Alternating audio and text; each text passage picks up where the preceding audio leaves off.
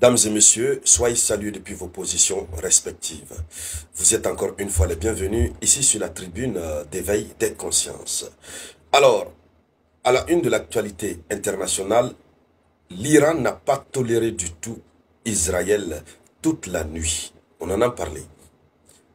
Ils n'ont pas du tout toléré. Tout Israël est enfumé. Et en cette matinée, ça continue. Je n'ai plus besoin de rappeler le rapport de force qui existe entre Israël et l'Iran, puisque l'Iran a une capacité nettement supérieure à celle d'Israël, en tout cas à l'instant où nous sommes en train de parler. Et donc, vu que Israël est complètement paralysé, les alliés d'Israël qui ont fait un revirement à 180 degrés, ces mêmes alliés sont en train de courir vers les négociations. Eux qui ont dit qu'il fallait obliger l'Iran à courir vers eux pour les plaider, pour leur demander pardon, d'aller vers les négociations. Aujourd'hui, ce sont eux qui partent vers l'Iran pour les négociations. Alors, Emmanuel Macron est sorti de sa réserve, de son silence, de son mutisme. Il a changé carrément de position. Il veut désormais négocier la reprise des négociations avec l'Iran.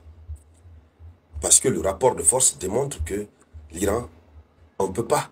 Et l'Iran est prêt à continuer. Alors, dames et messieurs, dans le cadre de cette vidéoconférence, c'est de cette actualité que nous allons parler. Mais avant de continuer, avant d'aller dans les profondeurs, je vous demande humblement de partager cette vidéoconférence au maximum. Partagez-la dans tous les groupes. Mettez beaucoup de likes, mais notamment, posez les gestes qui motivent. Le geste qui motive, ce sont les likes, ce sont les commentaires, les partages. Alors, allons-y donc dans les profondeurs, mesdames, mesdemoiselles et messieurs. Il faut dire que la centrale électrique de Haïfa a continué de brûler, puisque les Iraniens ont mis le feu. Ça continue. Cette centrale électrique très importante qui produit l'électricité pour les Israéliens, c'est une centrale qui a une capacité de production d'au moins 1022 MW. 1022 MW. Type de combustible que la centrale utilise. La centrale utilise principalement du gaz naturel, mais certaines unités peuvent également fonctionner au fioul. Alors, là, c'est une centrale qui est exploitée par Israel Electric Corp Ltd, dont 99,8% est détenue par le gouvernement israélien. La centrale comprend des unités à cycle combiné et des turbines à gaz en termes de technologie. La centrale électrique de Haïfa est une installation de production d'électricité située à Haïfa, en Israël. Donc c'est une centrale tellement importante, mais c'est elle qui est en train de continuer de brûler. Oui, sous les yeux impuissants des Israéliens. Je vous avais dit déjà, le bâtiment du service de renseignement, le bâtiment du Mossad, à l'instant où je suis en train de vous parler, est en feu. Ils ont aussi envoyé ce bâtiment au repos éternel, au repos définitif. Alors, la raffinerie de la centrale de Haïfa et ses filiales sont fermées pour l'instant, parce que la centrale elle-même, elle est en train de brûler. Certains éléments du port de Haïfa sont en train de brûler. En tout cas, Haïfa a subi la vraie malédiction des armes de l'Iran. Oui, parce que depuis 3 jours déjà, Haïfa, ça ne va pas.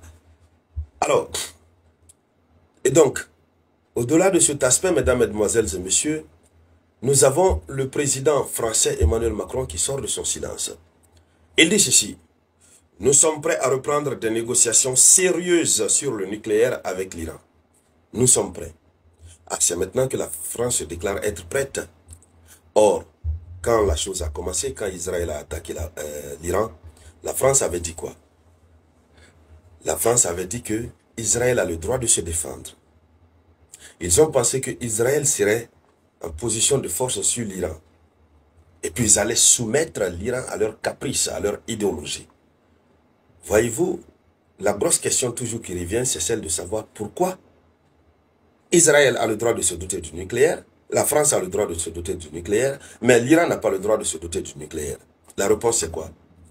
C'est que les conventions internationales l'interdisent. Mais si eux-mêmes violent les conventions internationales, de quel droit se prévalent-ils de vouloir influencer l'Iran? Voici les questions qui se posent. Alors, allons-y dans les profondeurs. Le président Emmanuel Macron a exprimé sa volonté, a exprimé du moins la volonté de la France, de reprendre les négociations sérieuses concernant le programme nucléaire iranien.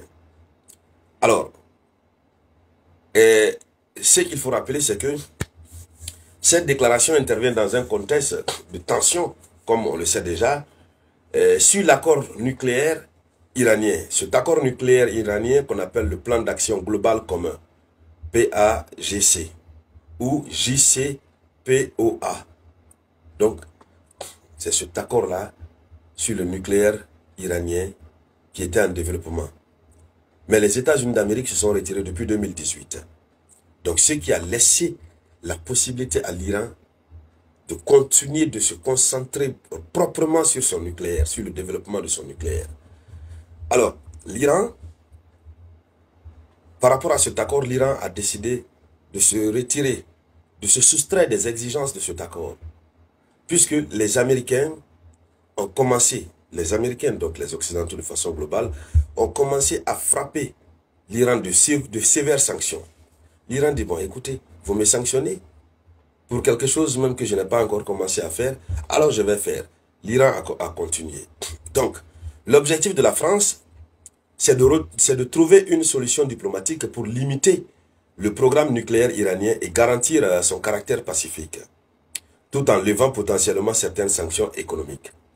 Donc, il faudrait ça. S'ils veulent que l'Iran accepte de reprendre les négociations, il faudrait qu'ils acceptent de lever les sanctions économiques qui pèsent sur l'Iran.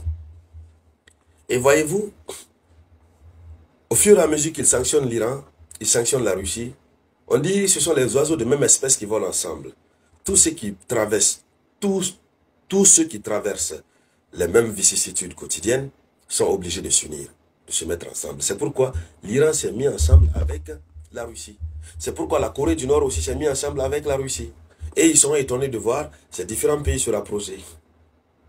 Ils sont étonnés de les voir se rapprocher. Alors, le problème, il y a un grand défi qui se pose par rapport à la reprise. Parce que l'Iran a progressivement réduit ses engagements envers cet accord et en réponse aux sanctions américaines. Notamment, l'Iran a augmenté son niveau d'enrichissement d'uranium, ce qui est une source de préoccupation pour les puissances occidentales. L'Iran a appuyé sur le